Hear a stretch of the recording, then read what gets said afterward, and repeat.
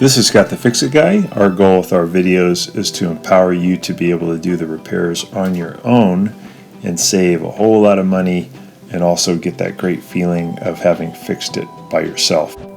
Today we have a Bosch dishwasher that is not melting the soap and not getting the dishes clean.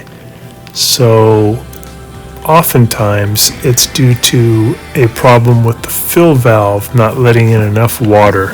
And when you can't get enough water, the dishwasher just doesn't do really good. Here's the fill valve right here. It's really easy to change on this model. One way you can test it is you can put a cup in the upper rack like this one and run it for about 10 minutes.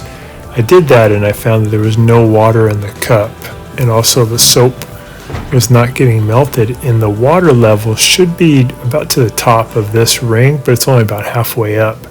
So when the computer lets in water, not enough is getting in. It could be due to a worn out fill valve, or the filter in the fill valve might be clogged. So I'm going to unplug it. I'm going to turn off the water underneath the sink by turning to the right clockwise, righty-tighty, as tight as I can get it. And then I'll use a pair of pliers to undo the water line coming to the fill valve. I'm going to open the door almost all the way to give me a little bit more room to work.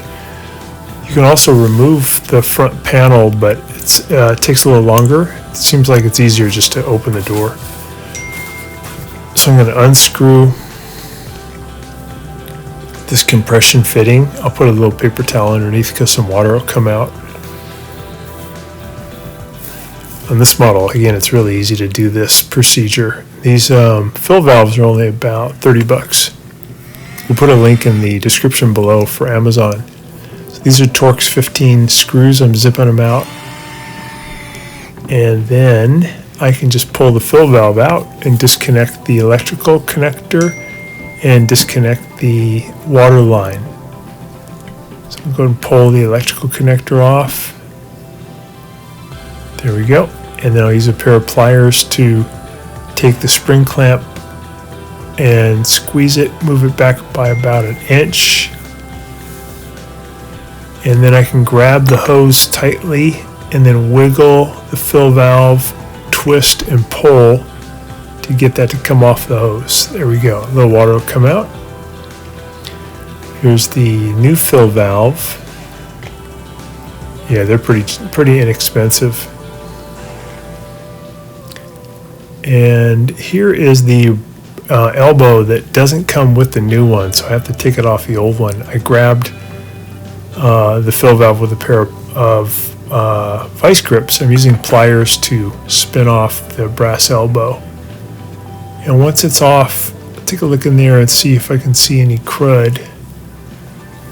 From the top it looks pretty good, but this is translucent. You can kind of see in from the side, and when you see in from the side, you can notice that, man, most of the filter is blocked with this black stuff. Might be rubber from the compression fitting or dirt that got pushed downstream from the water company. So I'm going to pull this Teflon tape off of the old elbow. I'm only going to put Teflon tape on the bigger aspect of this, not the smaller one. And wrap around about 4 or 5 times.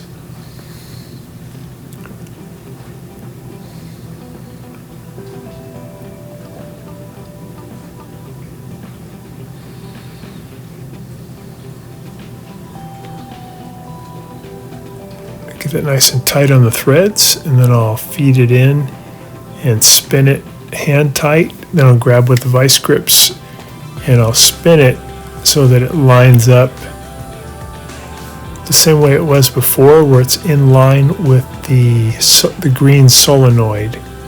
So they're both pointing the same way. There we go.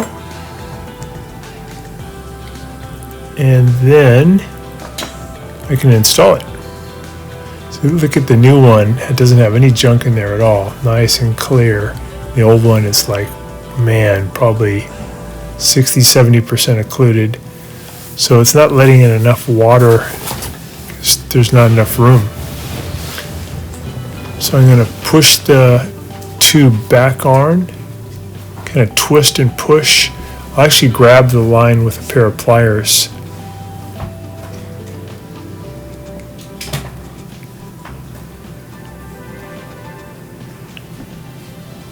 So I gotta get that all the way in as far as it'll go. And then I'll use the pliers to depress the spring clamp and get the spring clamp put back on.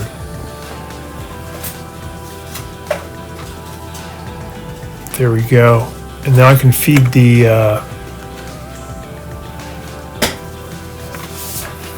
fill valve back through the frame, and then I'll put in the electrical connector. The electrical connector can only fit in one way, so keep playing with it until it feels like it's going to go in, and then push it all the way in as far as it'll go.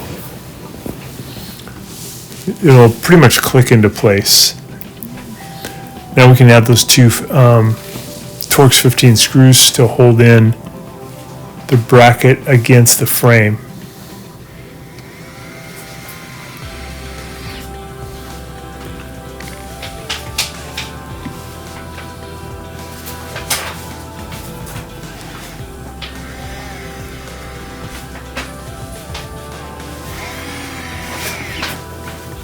There we go. And then I'll go ahead and make sure the electrical connectors on there tight.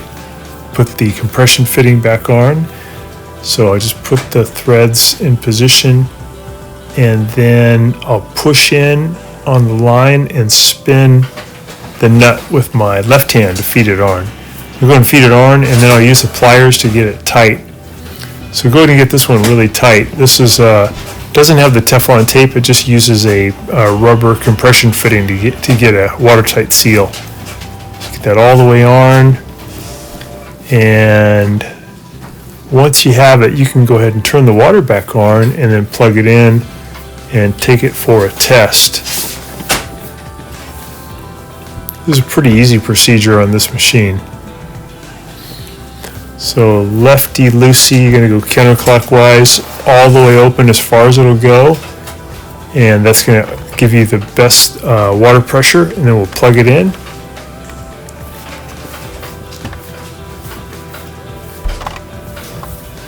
And then we can give it a test. So I'm going to drain out the water first. I'm going to reset it. I'll press this button for 3 seconds. This is the start button.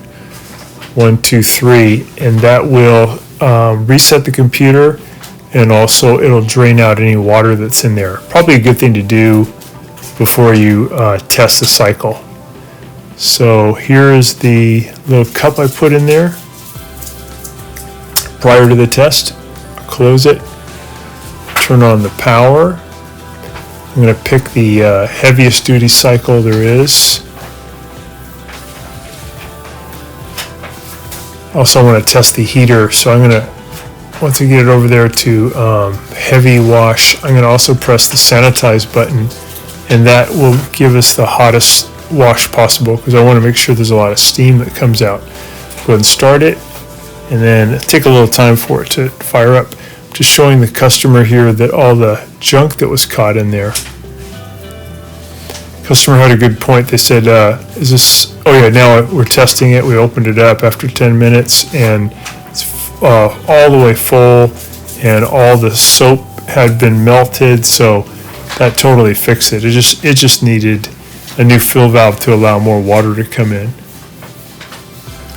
Yeah, they said, could I just fix this myself? And I said, yeah, you can remove the fill valve. Instead of getting a new part, you can remove the screws, and then you can clean the filter. Just pull it out with a pair of pliers. But a lot of stuff caught in there. And that just blocks the amount of water that can come in the given amount of time the computer lets the water come in. And it just doesn't let enough come in. So if you clean that and put it all back together, it'd probably work. We can see now that there's tons of water. It's actually slightly higher than the filter handle. That's great. So that's exactly what you want. And should operate like new now. More mechanical action to wash the dishes, and it should melt the soap. Thanks so much for watching. Thanks so much for watching our video. We really appreciate your support. And when you get a chance, please press the subscribe button below so you can be subscribed, and also the notification bell so we can send you more videos about appliance repair. Please also give us a thumbs up if you enjoyed the video. If you really liked the video and it really helped you, please press this new applaud button and you can show your support and also get a nice clapping hands for your video. Thanks again.